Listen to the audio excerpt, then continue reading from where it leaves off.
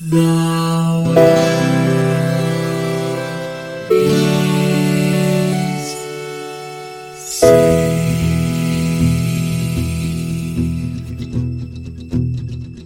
The living room's dark save for light being cast from the big TV screen and the imminent sunrise that's teasing the one starry sky with whispers of morning. Hey, George. Hey, Lions. How's it going? It's going good, man. I gotta be honest with you.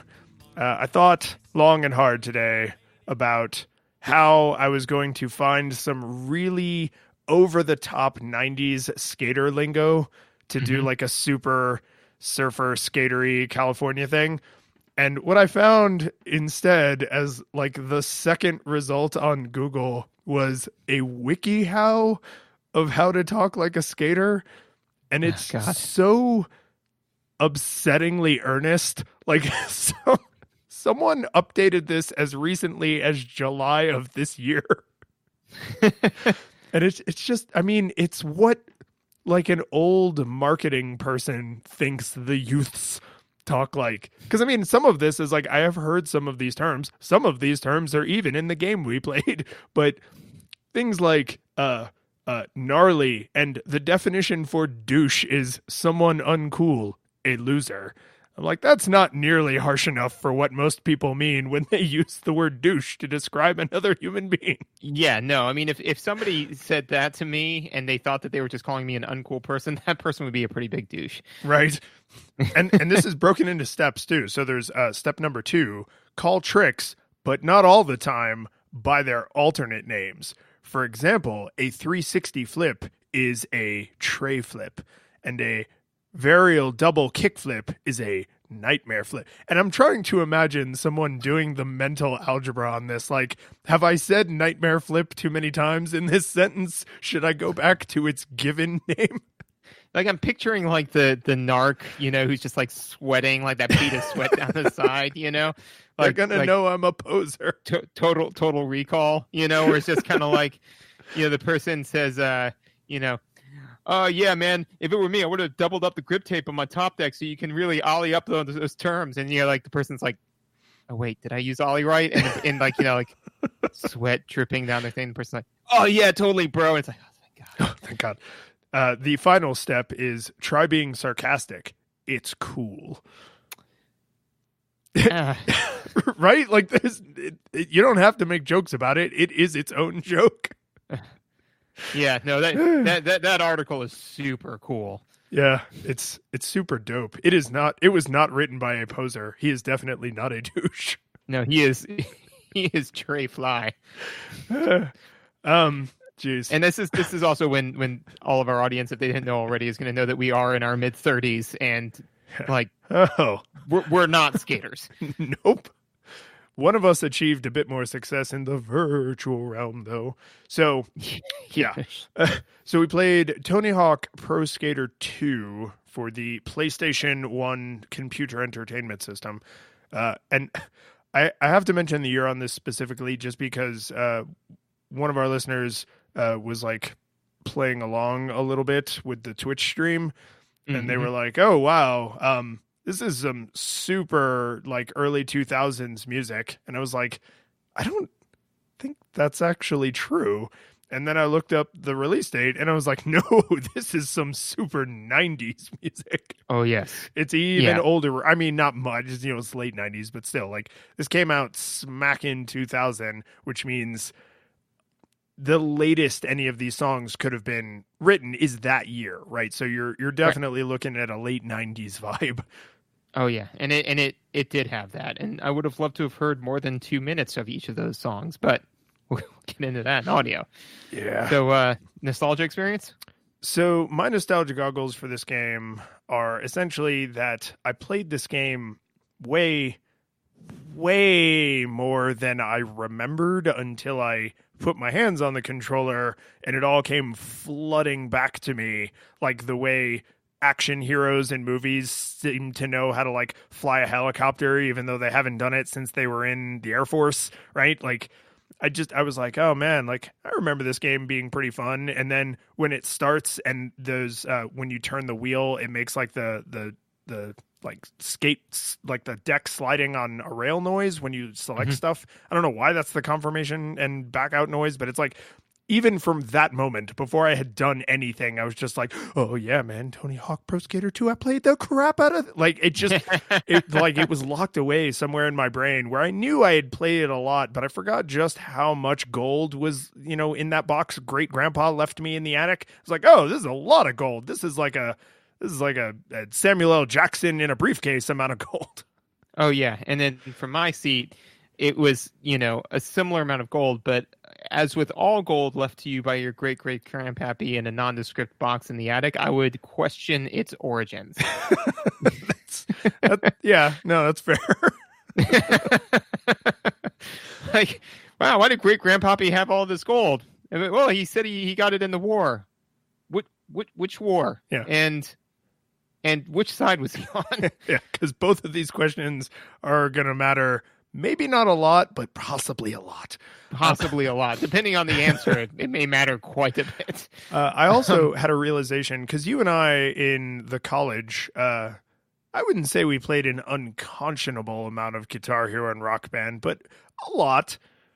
Yes. Yeah. Yeah, I would say that we played we played enough Guitar Hero and Rock Band to the point where I could actually feign discussions with knowledgeable people on music that I really knew nothing about, and it was the most exhilarating game of like walking through a minefield, because they'd be like, oh man, I really love Wonderwall. I was like, oh man, I totally love Wonderwall. And I mean, what about some Tenacious D, and they're like, oh yeah, Tenacious D. And what about Metallica? And it's like, what? Don't know much Metallica. Those songs are hard. I mean, I never got into them. Well, Metallica wasn't on either one. They released their own special one later. Oh, yeah. Yeah. So that's the problem, is that like there were some incredibly popular games that weren't licensed on that game. So then people would be like, oh, all of this really obscure stuff. Clearly, the Beatles. And you're like, are they like the Rolling Stones? I don't know who that is. Yeah. But I bring that up to say I had a realization that I think a game like this has the same kinds of aspirations as a game like Rock Band or Guitar Hero, where it's like, oh, nobody wants to put in the effort to be a professional skater, right? Nobody wants to put in the effort to be an Olympic athlete or professional basketball player, right? But they want to fantasize about being one in a way that is fairly realistic, right? Rock Band and Guitar Hero are not like playing a real guitar, but it's way closer than just pushing buttons on the controller. Mm-hmm. And this is definitely just pushing buttons on the controller, but when they tried to make a controller that was like a skateboard deck, and everyone just went, no, see, that's way more realistic than we wanted. We were happy on the couch with the controller, and that didn't exist at this time in history. But looking back now, I am so glad that my nostalgia experience was sitting on the couch with the controller and not trying to stand on a balancing board in the middle of my living room and like breaking stuff when I fall down. Yes, for sure. And I agree with you that the SAT question that you pulled together of Tony Hawk is to Rock Band 2 but is correct, because I believe that one of the core aesthetics for both is, of course, fantasy. As you kind of said, like the point is that you are fantasizing about these things. And yeah, absolutely. I mean, that's kind of the point of these games. And I'll get more into it later, but I did think that as far as making me feel like a skater, I thought I did a pretty good job. So before we jump into visuals, I need to do our housekeeping at the top. So we mentioned for the first time on the last episode, because these are not in chronological order, but we did mention for the first time in the last episode that, I'm doing some Twitch streaming, that we really appreciate it when people like leave reviews and donate to the tip jar or subscribe to that Patreon. And like a bunch of people actually did, and that's really sweet, and I really appreciate that. So don't think that you doing that thing we asked goes unnoticed. I got some very nice feedback. I shared some of it with you. People following me on Twitch, people who gave us some money, which I think is very generous of them. I saw there was a new, I checked literally right before this recording, there's a new review in iTunes. So we Yeah, we really do notice this stuff. We really do appreciate it. So links in the show notes, please. If you're able to give money, that's appreciated. But if you're able to just give a little time in terms of, leaving a review or following on Twitch or on Twitter or something like that, that's really the stuff that's the heartwarming. So, don't feel like you have to give money. Give love. Love is good. Yeah, no, definitely the time is great because, as our listeners, we value your time more than anything else. So realistically, if you take 5 minutes to leave a review, that is as though you, from my seat, gave us $1,000 as opposed to any amount that you would have given on Patreon. Because if we multiply that out, that would be 5 times 12, so $1,000. That'd be $12,000 an hour. Yeah, I think that's what our listeners' time is worth. So. Yeah, I agree. I would also like to have my time be worth that much. I don't even know what to do with that kind of money. I mean, what do you do? I mean, I know that people make that kind of money, and I just can't. I mean, $12,000 an hour. What is that annualized? That's actually, God, that's way less than some people I know for a fact. Or no, but here's my segue. You know what I would do if I had that kind of money? Play Tony Hawk Pro Skaters 2 all day? No, I would pay the real Tony Hawk to explain to me what is going on with his face in this game. To be fair, I don't know what the real Tony Hawk's face looks like, so I just assume it looks like this. Yeah, I mean, this is... I literally have in my notes for visuals, because now we're into visuals. I literally have in my notes for visuals, environment's good, people bad. Like, the world actually is pretty straightforward. You can tell, like, that's probably a rail, that's probably a lip, that's probably a ramp, right? Like, it's pretty clear what like the grade is, right? Because you can skate uphill, but you can't grind infinitely uphill. Like, so the world of the skater is very clear and pretty crisp for this time in history. The people who inhabit that world are all nightmare creatures. I mean, to be fair, I think that's a good leveraging of resources, because I mean, especially because you might as well, as far as being like the person on the board goes, I mean, like they are there purely for aesthetics. I mean, like you could make the argument a little bit that they're there to, kind of let you know how your board is balancing on the rails, But as far as visuals in service of gameplay, the human is meaningless, So, I think that saying like, well, this person is there purely as I mean, it's odd to say, but the human is there as window dressing. You know, like this game would function as well, I believe, if literally you remove the person altogether and it was just a board going around doing all of that same stuff. The game would still function almost 1-to-1. So, well, there's even little things where maybe in a more modern skating game they would. So like when you do a manual, right, which is where you're, it's the skateboard version of a wheelie where you're just balancing like on the back or front wheels only. Their arms are out for balance. And if they gave it a really exaggerated animation, you could maybe use the angle of the arms to say like, oh, if their arms get like this, they're going to fall down. But if they stay in this range, then I can continue this manual indefinitely. And there's an approximation of that, but they know it's not reliable enough. So they pop up a little like green to red with a yellow in between. That's like, how close are you to face planting into the concrete right now?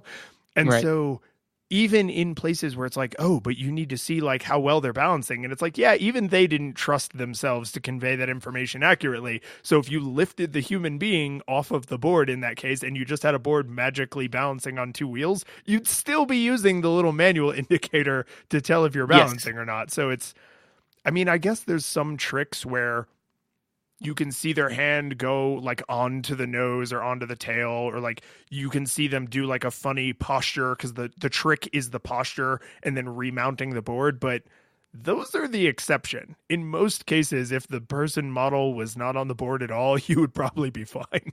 Yes. I mean, the only time when, I mean, and again, it is window dressing, not mechanics thing, but when you're doing, like the eggplant or the gymnast or whatever, whatever it's, those are probably real. Yeah. I mean, I don't know, man. You could. I mean, when I saw eggplant, I'm like, yeah, probably. But like when they're doing those poses, like yes, that the human figure is integral in that it is, like they are holding on to the ground with their hand and like striking this pose. But that being said, it's window dressing. There's nothing on there that's like letting like, oh, well, as their hands start to shake or whatever, then they're going to fall down. So I mean, as far as I would agree that, these are very 007 level, GoldenEye level, like polygon hoof hands kind of which mostly is not a problem. It's the faces, but fortunately it's a third person perspective, so you're almost always looking over the character model's shoulder. But man, their faces leave a lot to be desired. Like that to me is the only part of the visuals that was immersion breaking, because the way they chose to do the like gray cloud of facial shadows is just it's just not normal. Like it was a thing they tried because they were new to the 3D space and they had limited resources they could dedicate to the face, but it is not aged well at all. I now want to I now think that one of the sickest burns you could say to somebody is your facial features leave a lot to be desired. Like that is a brutal thing to say to another human. And I mean, really anything before they leaves a lot to be desired, right? Like, right. Yeah. I have found you wanting. Yeah, no, there's or something to the effect of like, I appreciate the effort, Like I appreciate the effort that your facial features are making in trying to look attractive. Like this is not what Tony Hawk looks like. And that's, I mean, really my central complaint is that the facial features do not resemble the facial features of the person they are trying to resemble, right? It's not merely that they are unconvincing faces, period. It is also that you would not look at one face compared to another face, and if they're both similar skin tone, similar hairstyles, it's not like, oh, but he's got a really broad nose and close set eyes, and so obviously that's this guy and not that, right? Like that level of detail is just not there. But the gray cloud that they just kind of do in place of a face, that's what I'm like, oh, this did not age well at all. This is the hoof hands of the face. The hoof hands. One ththat I really kind of liked, this is kind of a overarching. I felt that it had like a good color palette. I felt that that it had textures that were not overly gritty. They were realistic but not gritty. Which has been a complaint of mine for many PlayStation games. Which the PS1 embraced the grain. Yes, and this whole area. Definitely, it was not cartoony. It was not over the top, but it didn't feel like everything was gritty and sandpapery and like obtrusive. I think that by this era in the PlayStation cycle, they had gotten to the point where they, kind of figured out how to do realistic while not making it abrasive. So I thought they did a really good job on all that. One of the things I thought they did a kind of a good job on, and I don't know why. Well, I do know why, but I'm not sure why my brain picked up on this so much, is the use of blood. Yeah, there's just like the little spray, but not always. Right. It's pretty subtle. It is. It's very subtle. So it's not like Mortal Kombat where, just people are gushing blood everywhere. Yeah, it's not Quentin Tarantino's Pro Skater. Which I would play the crap out of if that existed. Tony Hawk Pro Skater 2 developed by Quentin Tarantino. Yeah. And then and so if that were the case though, then it would open with, Tony Hawk just sitting at a table and, another skater coming in like an SS uniform and sitting down and asking for a glass of milk, well, and it just be this in the middle of some tricks, it would just randomly go all black and white. But oh God, I'd play that game. Anyways, that's not the point.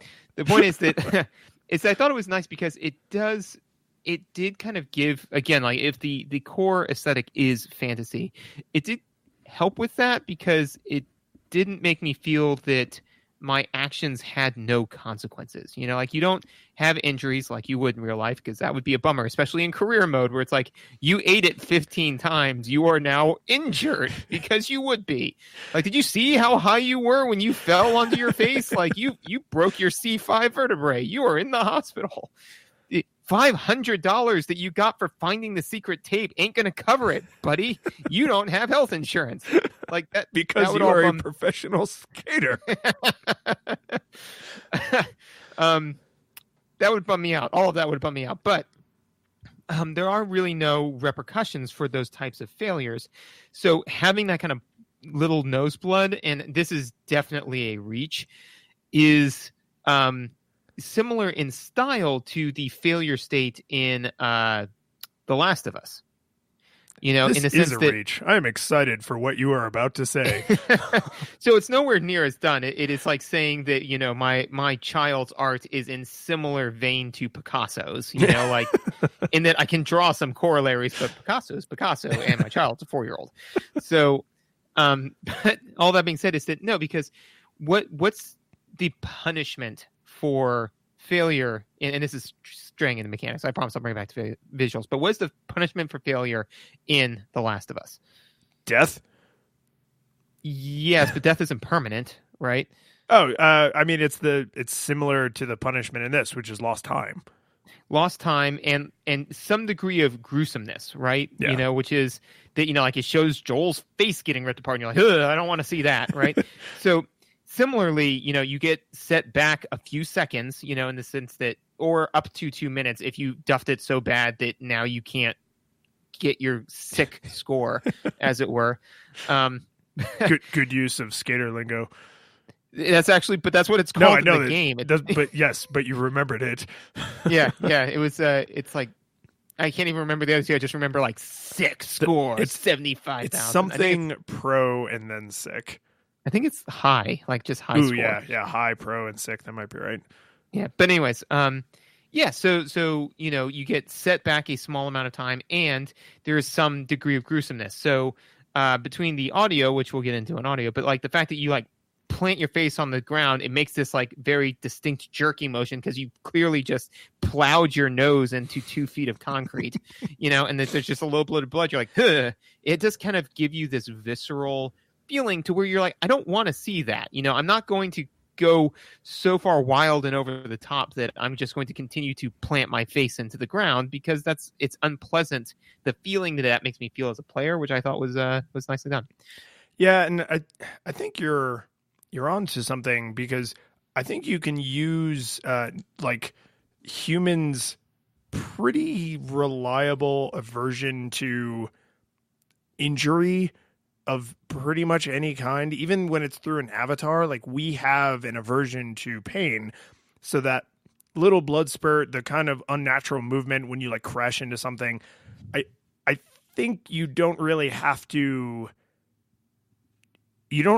to say, oh, how are we going to teach the player that smashing their face into the ground and then blood spurting out is feedback in the negative sense. Like it's indicating the thing you don't want. It's a counter example, right? I feel like that's universal enough that you don't really have to worry about that one, right? Could you imagine if at the beginning of the game it showed like a little required demo and this Mega Man, hey Mega Man. Yeah, and you know, Mega Man face plants in and the little blood spurts out and then it stops and a little text box pops up and it's like, when blood comes out, that's how you know you did something bad. Like it's like an arrow to the blood. Yeah, that would be unbelievably stupid, right? Like there are, you know, because if it's like a robot, like if it actually was Mega Man and it's like, oh, when this little light goes off, that means Mega Man is hurt. It's like, yeah, because humans don't have a little light. But if your game is about realistic people doing very mostly possible things and then getting hurt in incredibly real ways, like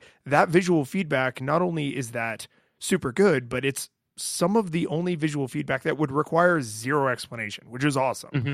Yes, which is why, and I think it was leveraged very well. Actually, I think that there's a number of different ways that games can do that, and this is going to stray a little bit. But I've been playing Borderlands 3 recently, and it's good. But they have some of the they changed the weapons up enough that they're interesting again, as opposed to like if it was just a rehash of Borderlands 2, I'd be like, well, it's the same stuff. But some of the guns charge, and I did not know that, right? So I was like firing the gun, it was like, bzz, like not really doing much. I was like, oh, I think this gun needs to be charged. So I charged it up and fired it at somebody at point blank range, and they blew apart into like chunks. And so like I'm just sitting there, I'm like, oh my God, but it had that visceral response, right? Is that like I was like, oh, and the thing is, I didn't see the numbers pop up, but I could tell you I did a lot of damage, So it's like, oh, this is how that weapon's supposed to be used, is charged and up close and personal. I got all of that information by that visual, and me then going audibly, oh my God. Yeah, the pink mist you reduced them to gave you a lot of useful information. See, now I'm picturing some scientist in a lab. It just shows from off camera like pink mist come out of our house, and they're like, and like while covered in the pink mist, they're just taking notes like curiouser and curiouser. But anyways, I thought that the use of blood was good in this game. Yeah. No, I'm consistently surprised by how hard it must actually be to walk that line of realistic, but so actually not realistic that it's fun. Because if I had to stand on a physical skateboard controller, I suspect I would not find this fun in the way that I do if I can hold a video game controller in my hand. And if every time you smashed into the ground, it showed a hyper realistic visual of them getting hurt, even if they then instantly recovered, right? Because those one of those is mechanics and the other one is visual. So if it showed like a realistic bone breaking, but then they popped up and got right back onto the board, that's a little too The Last of Us, right? I don't want to actually see the horrible knee injuries that Tony Hawk is suffering. I'll just assume he's suffering horrible knee injuries. But I do need to know that I failed that trick in a pretty spectacular way. True. And actually, because this is all kind of vaguely in visuals, but let's just, as long as we're running this thread down, I think that the reason why behind that arguably you could say that they made this choice, I don't know if they really did, but why this choice would be made is because the theme of Tony Hawk is lighthearted pro skater, not post-apocalyptic horror. Not gritty pro skater. It's not Quentin Tarantino's Pro Skater. It's Tony Hawk's Pro Skater. God, I want this game. I know, right? Quentin Tarantino at us. Oh man, that would be exciting. Anyways, that's not the point. So the point is that like if this was some grim post-apocalyptic, if like the theming of it wasn't, hey, this is a pro skater game, it's fun, it's enjoyable, it's what it would feel like to be a pro skater. If it was supposed to be driving home like, this is some of the debilitating injuries. These are some of the problems with the sport. Like if that was the takeaway, right? Then they would go with those more intense visuals. So the reason why, so similar, it's a similar tool, but it's twisted differently because of the theming of the game. And now that I'm thinking about it, right, like other fantasy games could benefit from that type of thing where if, for example, like Madden 2027 or whatever they're doing, right, is if they actually decided to say like, okay, we're now going to make a football game that really drives home how brutal this sport is on the players, right? They could probably just take a Madden game with all the mechanics, make it just as quote unquote fun, but then ramp up the visuals to, The Last of Us levels, right? And then exact same game, but they say like, yeah, but this is pretty brutal on the players. So, but again, that's not the theme of this game. The theme of this game is fun. So I thought that, it still was just kind of like, hey, just so you know, this is you are in a failure state. This is not what you want to see happening. But you pop right back up and it's fine. Well, I think the theme of this game is fun is a way you can probably broadly categorize a lot of video games.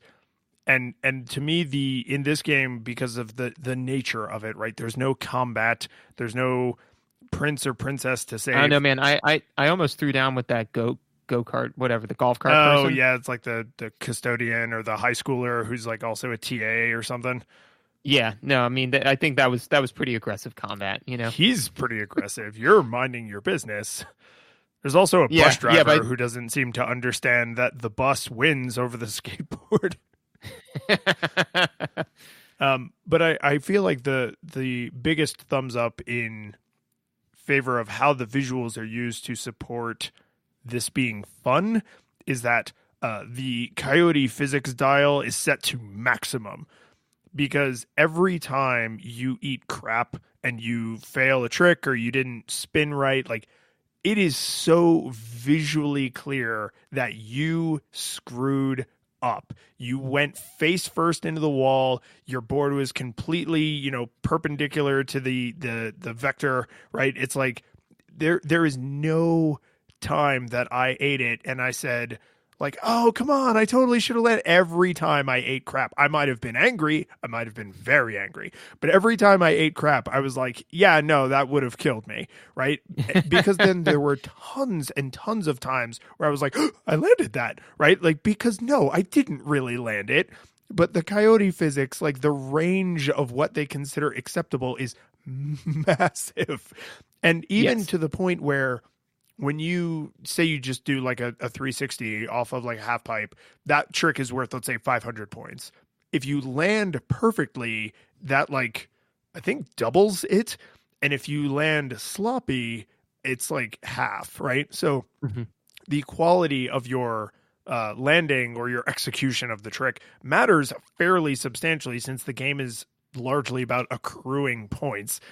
And the fact that not only do they have those boundaries, but they still put them way at the outside. Like, there's a huge just normal landing area, and then you have to really screw up for it to be considered sloppy. And you've got to really, really, really nail it for it to be considered perfect. And I think that is the right way to do it, because visually there were just so many times where I was like, oh my God, I'm going to crash. And then I didn't. Or there's no way I should have successfully made that grind, but because I pressed the grind button and it would be more fun if I made it onto the rail, I just bamfed like a foot to the right and now I'm on top of the rail. So even when it was visually jarring, it's only visually jarring for an instant, because then you have to like keep skating, right? You have to return to whatever you're doing. And that's the handful of times where the visual, like the visual of the coyote physics was so jarring that it then made me make a mistake,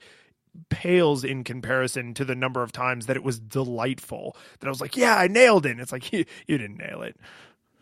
Yeah, no, and I think that any game where fantasy is, like part of the aesthetic, it's very important for that, because again, like, the goal is to make you feel like a pro skater. You're not.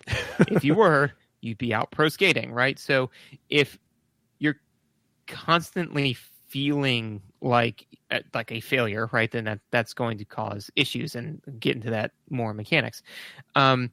So I'd say that definitely there was a lot of give in that sense, for visually to being like, if you were even in the realm of getting, especially with grinding, I think grinding in particular, like if you were anywhere near a rail and you hit triangle, you're going to hit the grind. Now, that being said, is that I do feel the way that they kind of balance that is that the further off you are, the worse kind of your starting position is, so if you're that may be true.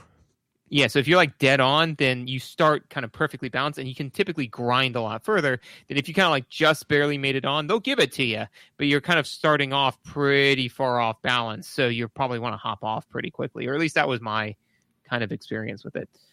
And even if that was just your perception and mechanically that's not happening, that's still the way you should feel about it. You should be more nervous going into a grind that you like barely got your board onto the rail, compared to a grind that was like perfectly set up and is the, textbook sick grind, bro. The one thing that one of the complaints that I had about the kind of the visuals was the camera overall is pretty decent.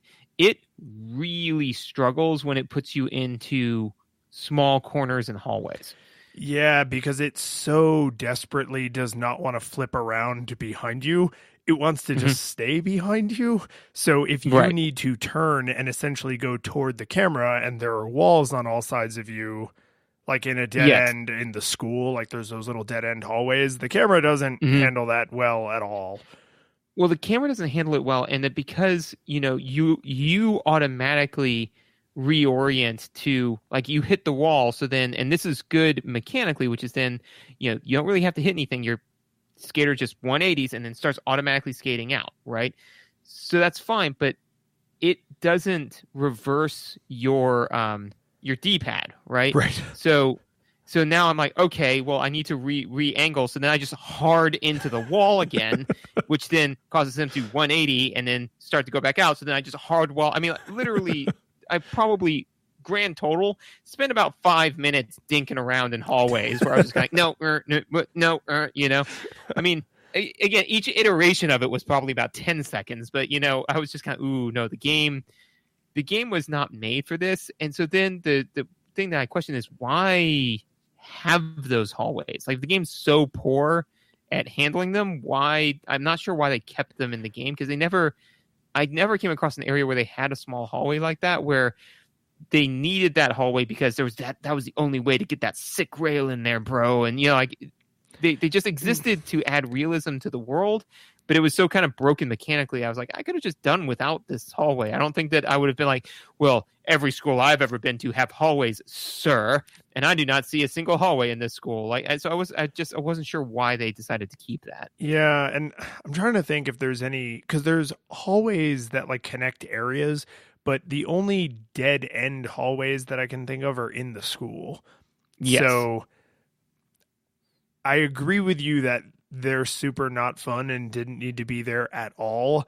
But I suspect that they may have realized that they're super unfun, but kept them there because I think one of the monies, like the little money bonuses, is hidden in one of the hallways. So it's like if you're coming at it at an angle, you might miss it. And they also use it for a poop joke because when you go into the hallways, that is those little dead ends, that is where the bathrooms are. And if you get close enough to the bathroom door, there is a poop joke. So I'm pretty confident that someone play tested that and was like, getting stuck in this little dead end is really annoying. And they were like, but there's a bathroom joke and we're not cutting that. And if we're saying that, things are okay as long as they give us more pleasure than pain, I would say that this falls into the not okay arena in that it caused me more pain than pleasure. Although in my mind, I think that the timeline's reversed. I think that somebody said, man, messing around this hallway is really fun. And then the person said, well, we're not going to cut the hallway, but you know what we can do? So I think that, but like I said, the camera overall, I thought did a very admirable job staying behind you. It's just whenever you would get hit in a corner and then 180 in a way that the camera could not immediately get behind you, sometimes I would struggle with figuring out like the fact that my D-pad was reversed, especially, and we'll get into this with mechanics, because of the time limit. Sometimes I'd be kind of stressed and panicked, being like, I need to get turned around so that way I can like slide up against this wall so that way I can hit the bell. Yeah. Wall or whatever thing I was trying to do. Yeah. So that. So I'd be like, I gotta turn around. And then like the act of doing that with the poor camera made that way worse. Like all of that then fell apart on me. You know? And I didn't think of it in the way you're describing it. The thing that jumped out at me about the camera is very much not this game's fault, but I don't honestly recall being as aware of this in other games we've played, which is I was super aware that this game is 4x3. Like I would love some peripheral vision because there were times where I was like, do I want to go, is it over here? Right. Where I was trying to complete like a specific goal, or I was trying to get a high score and I knew that there was a part of the level that like fit my play style best. So I wanted to get to that part of the level as quickly as possible so that I had the maximum amount of time to like get a 6 score, bro. And so I caught myself more than once just going, I feel like I have horse blinders on. Like I know that there's more world to my left and right, but it's like my eyes are trapped directly in front. And or you know what it is? It's like I mean, in movies like in Office Space, he's got like the neck brace on, so he's got to like turn his entire body to look in another direction. Like it's Batman's cowl. Yeah, sure make back another driveway easier. So that like, I mean, we've played every game we've played that wasn't a nostalgia game has been in 4x3, and I do not remember up until now thinking, Jesus Christ, I would really like to have some peripheral vision, because as I leveled up my character and their speed went up, I became increasingly aware of having to turn my body, because by the time I turned my body and then took in my surroundings, I had covered way more distance because I got my speed up to maximum really early in the game. So I was suffering with not being able to kind of like check my periphery. And I realized that because I was looking up something, it's not related, but I was looking up something related to Tony Hawk, and I saw a clip of the like HD re-release, and in that HD re-release, there's a mini map, and I was like, oh, so that would have been cool. These people got a mini map and a 16:9 aspect ratio. Like, what did they do with all that visual information? Because an embarrassment. That's how you can tell. That's how you can tell that our generation is good parents, because we made the next generation's life so much easier. We are good people, damn it. Yeah, no, because I mean, we were sitting there. It's like, in my day, we only had a 4x3 ratio, and there was no mini map. It's just kind of like, whatever, Grandpa, go play jacks down by the swimming hole or whatever it is that you did back then. Yeah, but that was my big thing with the camera, is when I was in a narrow hallway or when I was in a huge open space but didn't know if I needed to go to the left or the right, and there were like small obstacles in this huge open space. Like Philadelphia has like little crap everywhere that can interrupt your forward momentum. I just constantly caught myself being like, man, I really wish I could like turn my head and look around without changing the direction I'm going in. But yeah, that's kind of all I had for visuals. So audio? Oh, I have maybe my weirdest audio note ever. Yeah, I'm gonna let you start, because I think I know what you have to say about the audio in this game. Well, as far as the audio, the music, I mean, it's all late 90s music, and actually I really liked the music. It definitely, gets in your head forever and can never be undone. I don't think that that's any fault of the game. I think that it's very, very on theme, so I think that this feels like intentional choices by people who knew, not like someone said, what do the youths listen to? Right. So, I mean, I think the choice was very apt. It definitely got wearisome over time, but when I opened all of the doors for this video game, only this music came out, and I realized it never could have been anything else. Like, what else would it have been? I don't like to just sit here and complain. Typically, if I say like, oh well, what we should have done is no. This is what the music needed to be. The one downside though is because the time limit on each stage is 2 minutes. You never get to hear the whole song. You only get to hear enough of it for your brain to try to finish the rest of it on its own. And you don't remember the rest of it because you haven't heard that song in 20 years. So, it just loops in your brain forever. So that's kind of a downside. Again, there's don't know also what else I would do about not enough to prevent that, right? Not only do you not get to hear the whole song, but there's only like 6 songs, right? If there were hundreds of songs that it chose randomly from, then you would be way less likely to be like, oh God, the same 2 minutes of this song again. Like, I love Rage Against the Machine, but like So here's what you should do. Is you should go into the options menu, turn off the sound, leave the sound effects on, as we'll get into in a bit. Then bring up Spotify and put in late 90s playlist, and then play the game. That's what you should do. Yeah. So this is what I want to talk about. Okay.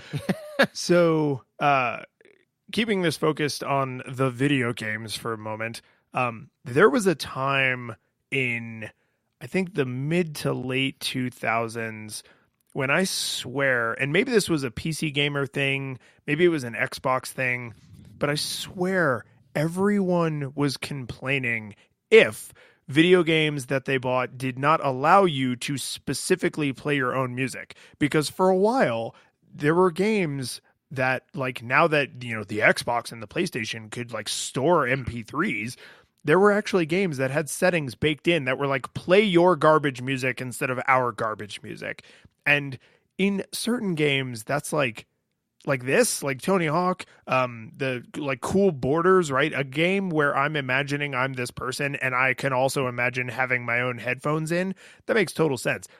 But to play your own rando music over like a fantasy game or like a sci-fi game, that's kind of weird. Do you want to know how I know that's kind of weird? Because in Metal Gear Solid 4, they were sponsored by Apple, and you literally have an iPod, and you can literally listen to music while you're like on these super secret spy super soldier missions. And one of the things you can listen to is a podcast about the making of the game. That's weird. Yeah, it is. So that's very immersion breaking. Yes. And I mean, Hideo Kojima loves that crap, but like in a game like this, yes, absolutely. Like I guarantee you, without having observed this, I am 100% confident that the later Tony Hawks definitely allowed you to play your own music off of your console, right? Like once that was a thing. On the PS1, it was not a thing, right? So they're playing music you could have maybe had the albums laying around for, but you couldn't swap in a music CD, right? But what you could do was turn the music all the way down and then leave the sound effects up and play your own music, right? And this brings me to my weird story.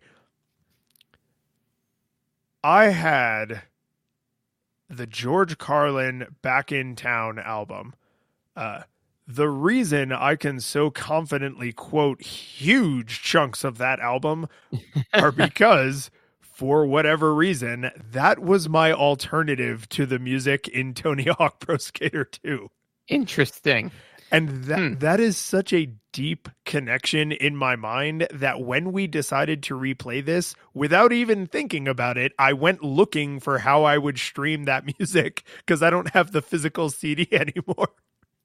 Yeah, no, that is a connection, man. Right? And this is where I know I've evolved as a person because George Carlin, like whether you like him or not, some of the things he says are more controversial than others. And I found myself, laughing right along. Couldn't one arguably say that about anything that anybody's ever said? But he is a shock comic. Yes. So yeah, I know what you're trying to say. It was like everybody for everything. Some things are more than others. Like the minute you say two things, one of them was more controversial than the other. In fact, what I just said is probably more controversial than some of the other things I've said. No, but I mean, some of his shock comedy is more especially because as he got older, right? Like he went way more into like violence against political figures, and he really went like kind of crazy since he made 147 comedy albums, he was running out of stuff to say. So I noticed that there were parts that I no longer found like funny and witty and clever now that I'm not a teenager, but there were definitely parts where I was just like, I can almost connect this to like levels and tricks. Like, can I only land this specific trick during the part where he's talking about fencing off entire states and using them as like prison farms? Like it's just such a weird, because I don't listen to a ton of comedy, and I definitely didn't spend any of my life in this put on your own music while you're playing this video game craze that was like around for a while, except for this one game where I have this incredibly tight connection with Tony Hawk and George Carlin, right? Not Tony Hawk and the music that my, high school girlfriend and I listened to, or it's not Tony Hawk and, what was popular at that time on the radio because I just had the radio playing. It's Tony Hawk and George Carlin, which I may be the only person on earth who did that. George Carlin presents Quentin Tarantino's Tony Hawk Pro Skater 2. Oh man, this is like, we're getting into some crazy. Oh, you know what? We would have to like pay his estate. which I bet Quentin Tarantino would be all about, because he'd be like, oh, it's super macabre because George Carlin's dead, and like it's commentary on how injured these poor skaters get. We could make this happen, is what I'm saying. Yeah. Oh, yeah. No, absolutely. I mean, this would be our Mars Attacks of a video game, you know, where it's just, why are all of these like A-list actors all signed on to this weird freaking movie? And it's like, that doesn't matter. Doesn't matter. Don't worry about it. The answer is don't think about it, Morty. Yeah. But the main takeaway from this is, one, I should not have been listening to this album when I was a teenager, because, oh my God. And two, I realized I must not have played a lot of games where the idea of not only turning down the music, but then seeking out my own music was even a thing. Because like this is basically the only game I associate that with. Like I would never turn down the music in like Zelda or Final Fantasy, right? Like that, I want that music. I seek out that music, right? In other contexts. But in this game, particularly when you only have like the 6 songs, it's like, I think I've heard enough of this. Remember that one time when we went out and we both I forgot what we were doing, but we both had to like sign that one sheet of paper and hand it over. That was actually when you legally signed over your right to choose the music while playing a Zelda game. I don't know if you know. Well, but I mean, it works out then because I wasn't gonna. There are going to be dramatic legal repercussions if you ever like. I don't really want to get into the details of it, but you like all of your toes, right? Like all 10 of them. I mean, yes. I have favorites, but I'd rather you didn't know. So you would say that some are more favorite than others? That's right. Some are more controversial than others.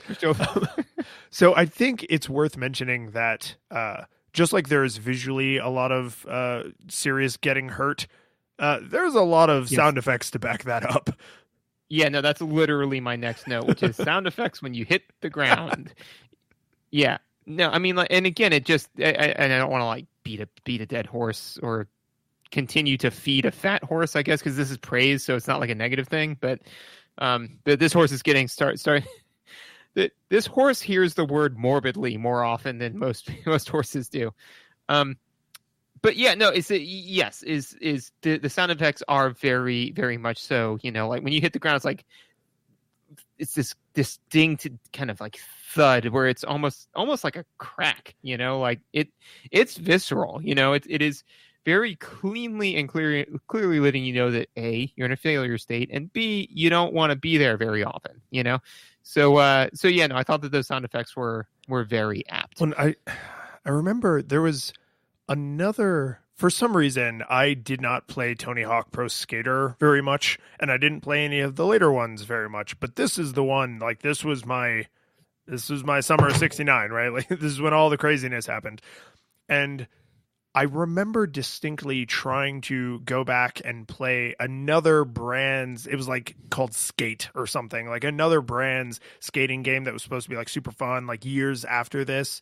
And I swear to God, this has a tie to audio. No, I'm serious. You're going to be amazed. In whatever that game was, when you ate crap, for some godforsaken reason, they chose to include you having to then go and get your board from like wherever it had right? Yes. Oh. Gross. Oh. Super gross. Yeah. And the way that ties to audio is I realized while taking notes for this episode that when you eat crap, it makes the sound of your board like flopping away and like you can hear the wood, like the deck bouncing off the concrete, but you don't have to then go pick it up. They're just letting you know like, oh man, like you definitely fell like board first into the concrete.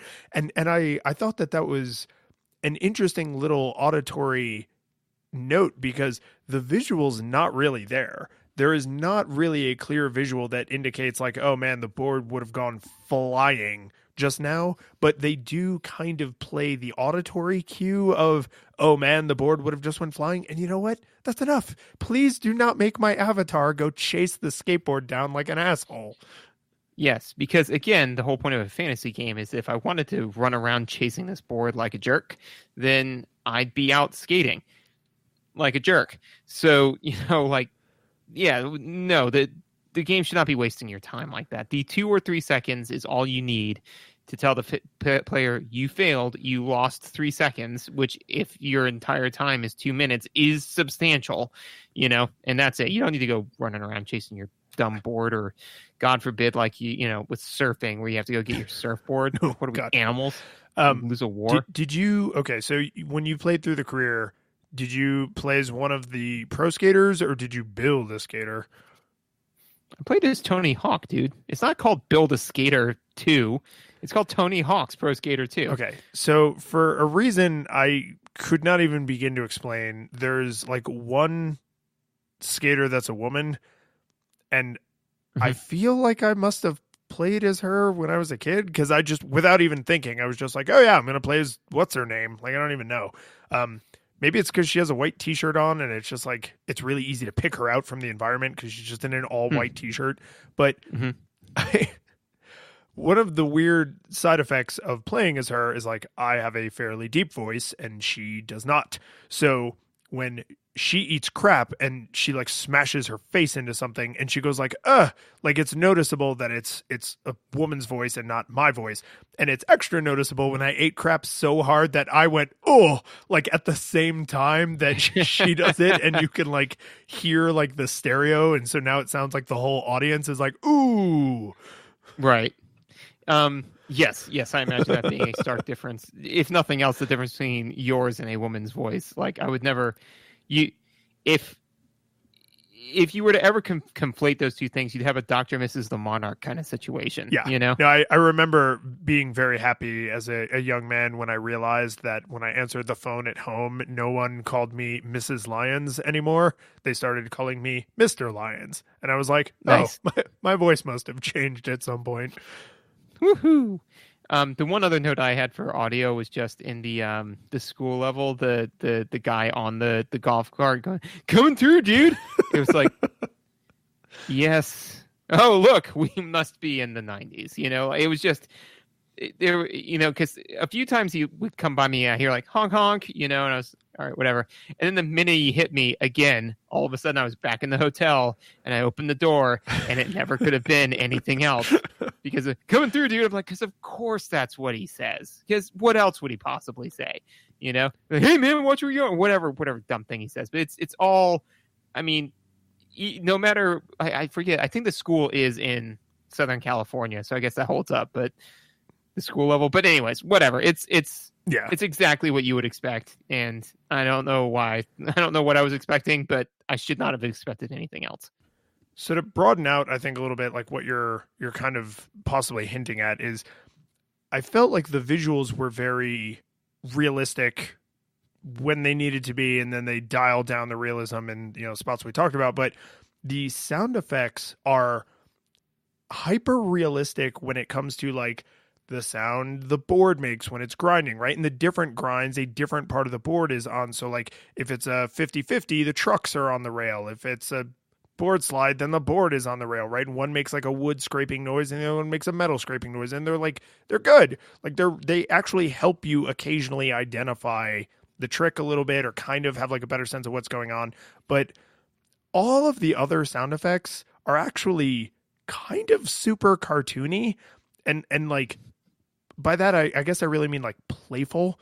And I noticed it with a few things. Like when you get the money, like when you get like, there's like random money floating around the levels, it makes like a super old fashioned like cha-ching register noise, right? Yeah, it does. When you complete certain goals, it makes this super 90s like wiki record scratchy kind of like, not like you failed record scratching, but like a DJ like mixing a song kind of record scratching.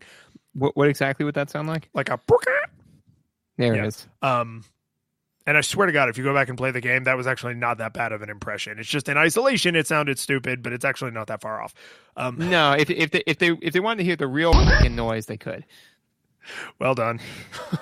Thank you. I'm very proud of what I've done today.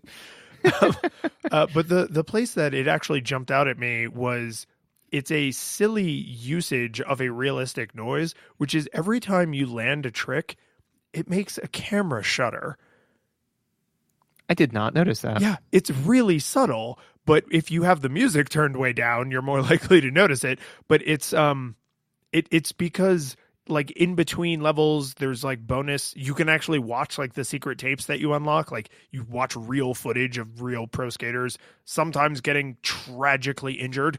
But there's like, that's, I think the thing they were tying together is that you are not just out in the world, you are a professional skater. There is an audience, and some of those people would be taking video and photography of what you're doing. So the fact that every time you screw up a trick, it makes like kind of the sad, like record scratchy noise, and your score like slides off the bottom of the screen. Like you see how many points you would have gotten, and then they like bleed off, literally, like they turn red and bleed off screen.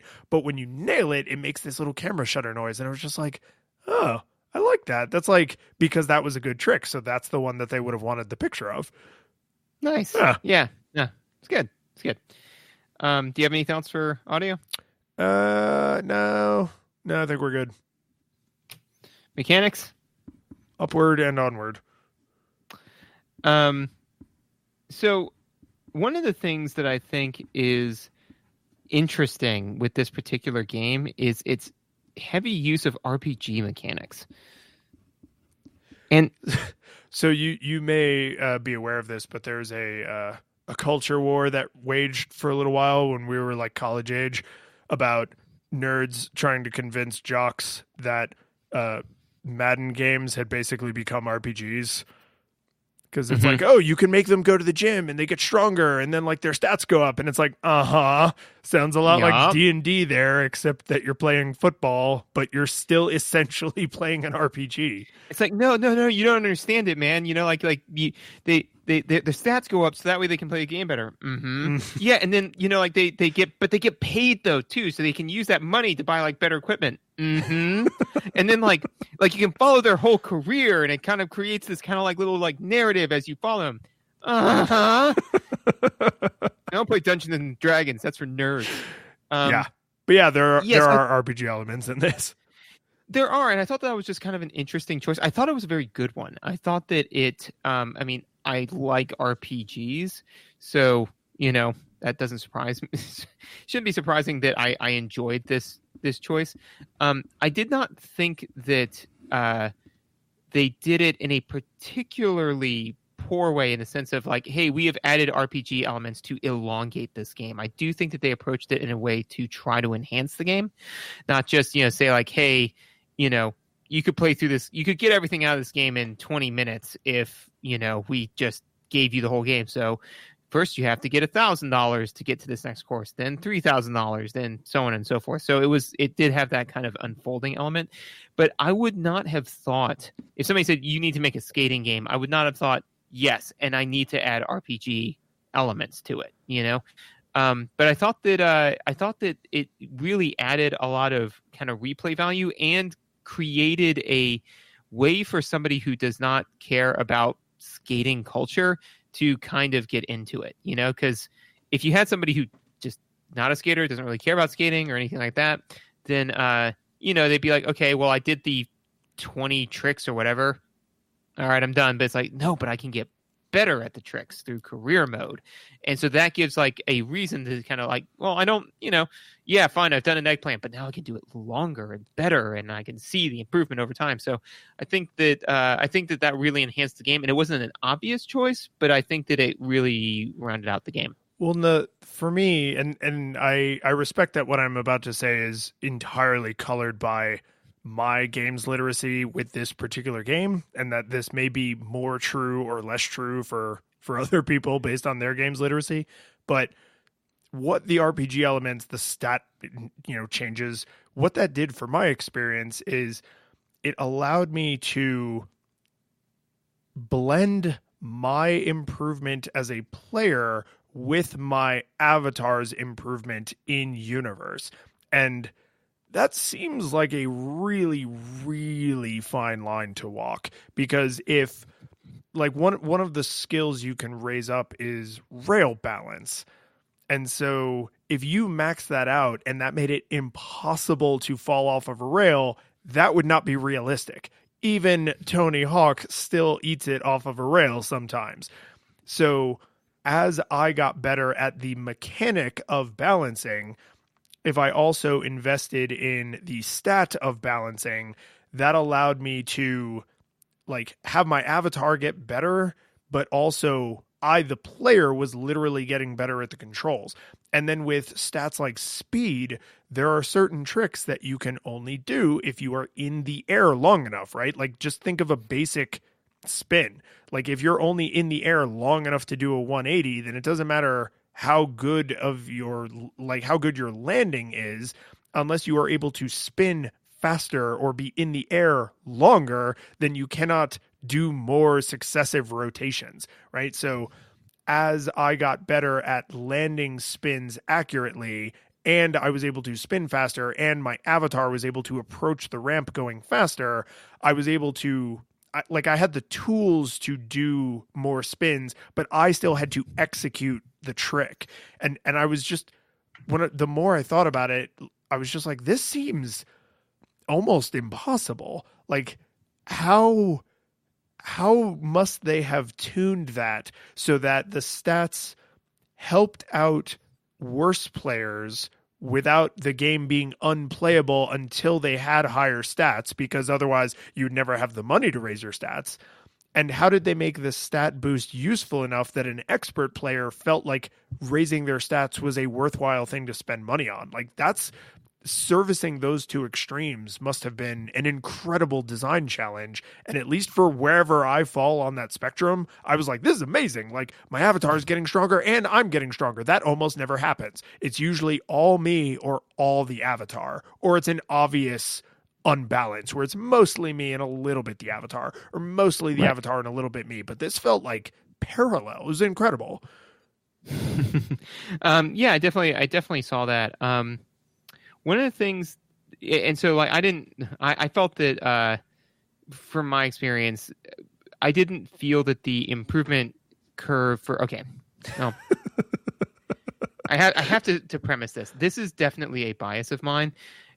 Even when I was younger, I could not possibly have cared less about skating culture. You know, even when it was like super popular and all sorts of stuff, I remember my nostalgia goggles for this culture, right?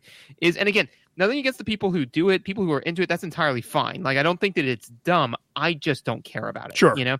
So I remember at one point, one of my friends said like, oh man, you got to like, come back. And like, he showed me like a couple of these tricks he could do. And I remember staring at it and then looking at him and saying, I cannot imagine spending the time it would take to acquire this skill without a clearer understanding of who will be impressed. Because the thing is that, and so for the game feel where you had said like, oh, well, the game really gives you a lot of give with the coyote physics. It absolutely does, right? The problem is that I personally am very bad at this game. And it really made me feel, so here's why I say it does a good job with fantasy, because it made me feel exactly like I felt when I was on a skateboard, which was completely inept, so it's like so realistic. It was. No, because I mean, like I said, like skateboarding, I mean, dude, you know me, man, we've been surfing and I cannot surf to save my life. I can beat somebody to death with a surfboard to save my life. Yes. But if they... No, you have a lot of talents, but like everyone who has ever lived, there are things you're not good at, and board sports is one of them. One of a huge blind spot, right? So, I mean, like, as I was playing the game, when I got so frustrated a number of times where I was like, yep, this is what it feels like to be a skater, because I just tried to jump 3 or 4 times and I jumped wrong or not right or hit the thing wrong or whatever, So for me personally, I did not feel that my skill level was able to, like, that I was in that doldrum of I wasn't good enough to get money to curb my lack of skill at the game, but the game did do something interesting, which is I'm not sure how I feel about it, but is that you mentioned something before which I am going to mildly disagree with you on, which is you said that the game is mostly about accumulating points, and I can tell you that about a third of the game is about accumulating points, because all of your goals for the levels, only about a third of them have anything to do with skating well. The other one, it's probably about the other 2/3 are not hide and go seek. They're they're hunting. You are Yeah. searching out items or specific parts of the level. And then Right, occasionally it's exactly. like, do this trick in this place. Right. But even knowing where the place is something you have to go and find and discover, you know? The thing that might bump it up to 50-50 in the career mode points to arbitrary tasks is there are 3 competitions and all the competitions are points only. So that Mm-hmm. if you took the total number of goals in the game and laid them all out, it might be 50% points and 50% fetch quests. Okay, so somebody who listens to the show, chug this math for us, because we are legally not allowed to do research outside of the game. We signed that contract. It was the Zelda contract. It was the same contract. That feels like a broad contract. It was. I was really surprised you signed it, but that's neither here nor there.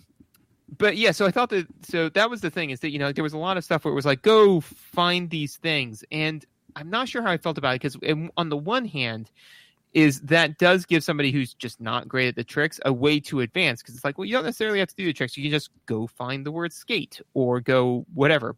But because of that, and because you really only have 2 minutes at a shot, so you can't, you would have to really know what you're doing to hit multiple goals all in one go, you know? Yeah, you'd have to know where those items are to complete a bunch of fetch quests all in 2 minutes. Right, exactly. So you would have had to have played the game before, which probably means that you're not dealing with, you know, that kind of skill barrier. You've played the game before. So on the one hand, I thought it was nice to kind of, you know, give you a non-point based avenue. But that being said, then every time I started, I was split between, do I want to spend time really trying to figure out where I can go to get a 6 score, like a tremendous amount of points, or do I want to kind of skate around and see if I can find all of these dumb hall passes or whatever, right? So it really kind of split my attention. What I personally would have preferred would have been a larger gradation of the points, you know, to say, like, as opposed to 10,000, 25,000, 75,000, right? Like 10,000, 20,000, 30,000, 40,000, you know, something like that. And for each one, increasing amounts of money. That would have been closer to the fantasy for me as well. And then maybe 1 or 2 where it's like, find this secret thing. And that's really for like, you've played the heck out of it. You know the level, and, you know, maybe you just want that little bit of extra out of the game.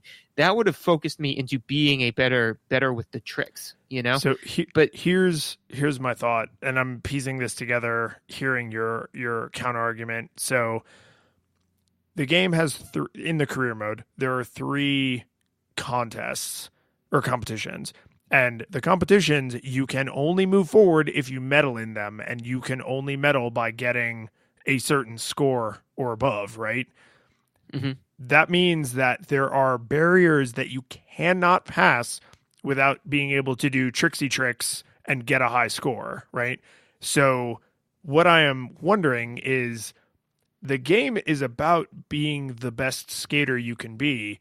All of the other collecting skate, collecting the bells, collecting the hall passes, collecting the whatever, finding money in the level, that money is to power up your avatar so that your avatar can now overcome these skill barriers so that you can get high enough points to progress through the game. Because there's nowhere in the game where they say you cannot go beyond this point without completing this fetch quest, but there are 3 points in the game where they say you cannot go beyond this point without being a better skater in the literal sense. Right. And so, like I said, I think that what I would have recommended, and again, you know, I've never made a video game, but is maybe even making those 2 separate modes, you know, to say, like, you know, there's the exploration mode where it also counts towards your career, but where you're, you know, and they could elongate the time on it, you know, to say, like, okay, give you a little bit more time to go find some of this stuff, you know, but I really would have preferred, you know, for them to say, like, okay, you know, because here's the effect that it had on me as a player was, once I had the first 2, I never even attempted for a 6 score because I knew I would never get there, you know? I mean, like, even on the one where, you know, I went back to the first level, which is just made to get you points, the most I ever got was 50,000, and you had to get 75 in order to get a 6 score, you know? So I'm like, so basically, when I was looking at like the school level, I literally looked at it. I tried to get a decent score a few times, and then I was just kind of like, I am never going to get a decent score on this level. I got the first one. I'm never going to hit the second or third one. So now this game is not at all about doing sick tricks. This game is now entirely about fetching, And then that became frustrating because, like one of the high money items is finding the secret tape. So then I went online and was like, how do I go and get this? And it's like, well, you have to do this specific series of wild things that are not really about being a good skater. It's about, almost glitching the mechanics of the game. Yeah, you have to do some weird, like, okay, go off this ramp and then land this grind to get up onto this high structure, which would never work in real world physics.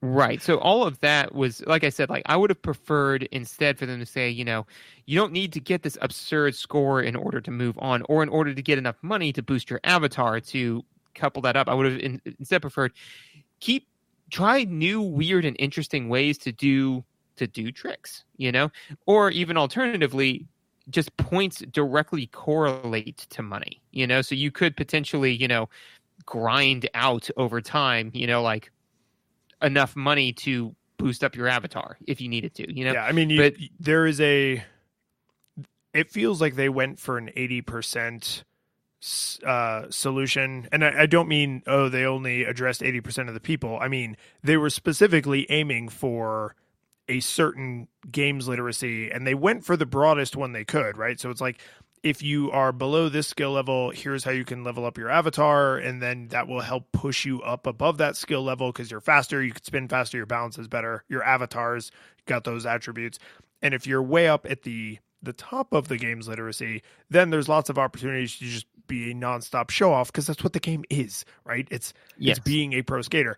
But if your game's literacy was too high, although I can imagine that being difficult, but you could be good enough at this that it was no longer fun, right? And you could certainly be not good enough at it that it's not really that fun because you're like, I can't use the flotation device they gave me because it's meant for a child and I'm too big. So like, yeah, you gave me a flotation device, but I am still drowning.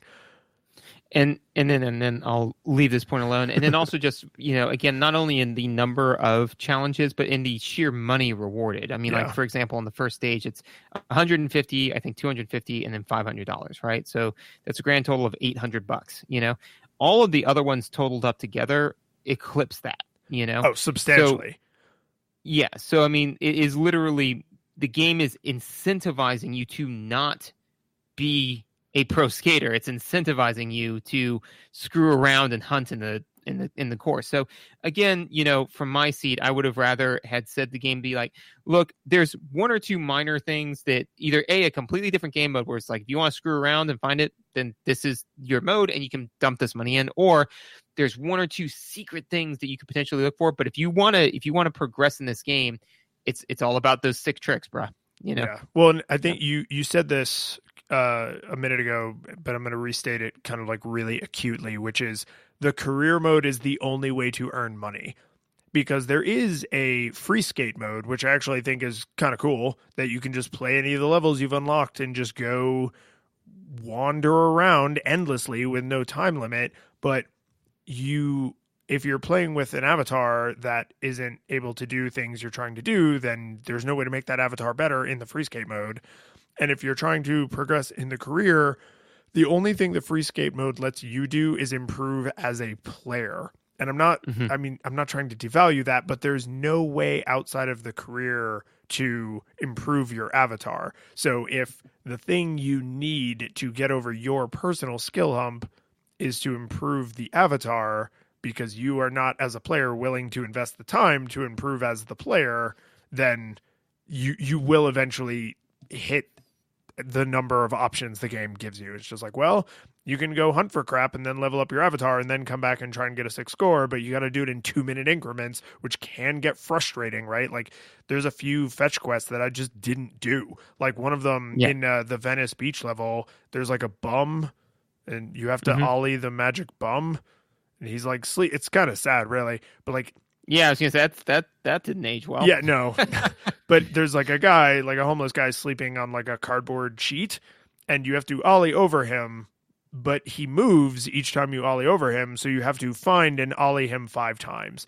And I probably tried that fetch quest a dozen times before I was just like, this isn't fun, because the only way to do this would be to leave the level in career mode, go into free skate, go find the 5 spots that have the cardboard on the ground, because I know he's going to go to them, and then go back to career mode and guess at the order, because he always starts on the same one, but I don't know which one he goes to next, and he always goes in the same order, but it's like I have to learn their locations and then learn the order and do that part in the 2 minutes. And like I was just like, I don't want to do this. Like, this is just, I just left that goal uncompleted because I was like, this is not fun. Like, this is not a fun goal, and there's no way for me to get the information I need, even though I am capable of executing the task. I don't have the information I need to execute the task, and acquiring that information, wandering around aimlessly in 2-minute chunks and making notes about where the bum is sleeping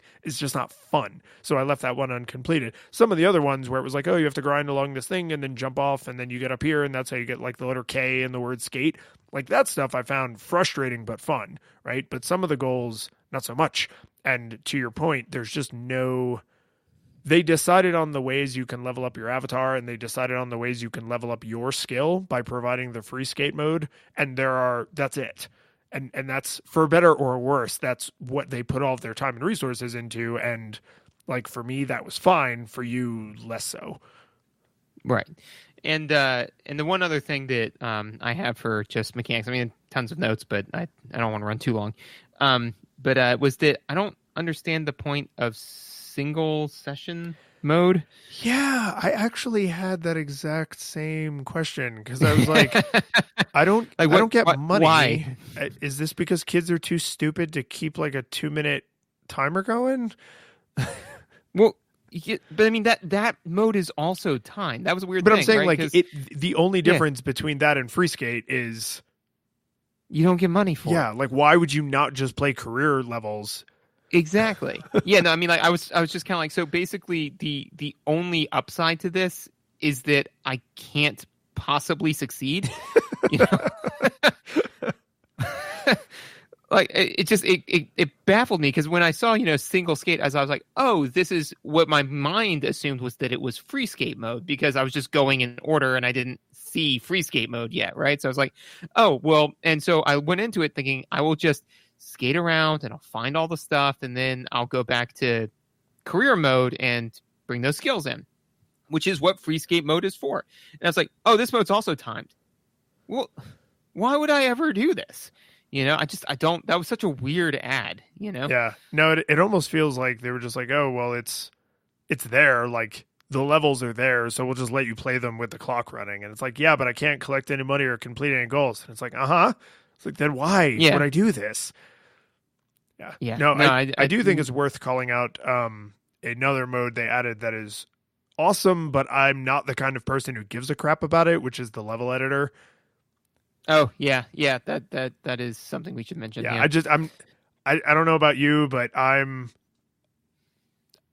if I'm going to play a game where I have like level design tools, the game designers have to have really designed that experience for me, right? Like I love Little Big Planet. Like, the first and second, the third one's kind of weird, but the first and second Little Big Planet games are so fun, and I give zero craps about building my own worlds, right? I love Super Mario Brother games. I probably will never play Mario Maker. Like, don't do it. Don't do it. Like, but like, no. Then when you look at a game like Harvest Moon or Stardew Valley, I've literally played Stardew Valley for hundreds of hours. I know this because I've been playing it on Steam, and so I can see exactly how much of my life I've sunk into that game. And it's like, why is laying down fake crops and fences super enthralling to me, but building a fake skate park is not super enthralling to me? I don't know. But what I think is important about this time in history is they had enough horsepower to include some of these kinds of use our own tools to do whatever you want, which for a long time had been mostly reserved for PC gaming, right? Like Excitebike let you build your own track, but that's because there's nothing in Excitebike. The storage, they probably used a quarter of the storage on that Nintendo cartridge. Whereas in Tony Hawk, like there's a lot of music, there's a lot of visuals, there's literally full video clips of like real video, and there's a lot of it. Like they were probably pushing the boundaries of what that CD could hold. And to spend some space on the level editor, I think is kind of cool. Yeah, I mean, it's fine. Excitebike did it first, you know? Simpsons did it. Basically, this whole game is just a ripoff of Excitebike. I mean, like, think about it, right? You sit there, you press buttons, you do sick tricks, Yeah, I remember a lot of sick scores in Excitebike. Yeah. The only downside is that it's worse, and actually, because, like, there's no, purple biker for you to, like, exact your rage upon, I like that the idea of not having another human being to take your own frustrations out on is considered a regression. Absolutely it is. I mean, hands down.